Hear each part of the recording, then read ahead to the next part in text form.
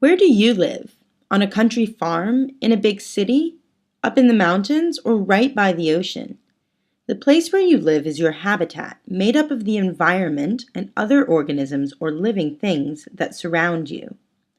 No matter whether you live in the desert or at the top of a high-rise building in a big city, you interact with other organisms all the time. You have to survive. You breathe oxygen that's been released into the air by photosynthesizing plants. You eat animals, plants, and even fungi as nourishment for your body.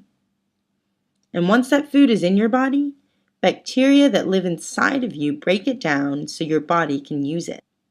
In this chapter, we're going to learn all about how organisms live in their habitats, how they interact with other organisms around them, and how they adapt to survive in the environment surrounding them. We humans have adapted clever brains, nimble hands, and the use of tools, which have allowed us to survive and flourish in different environments across the earth by changing and constructing our own habitats to suit our needs. But in addition to changing the environment, organisms themselves change over time to fit into their habitats, and they develop unique adaptations to survive there.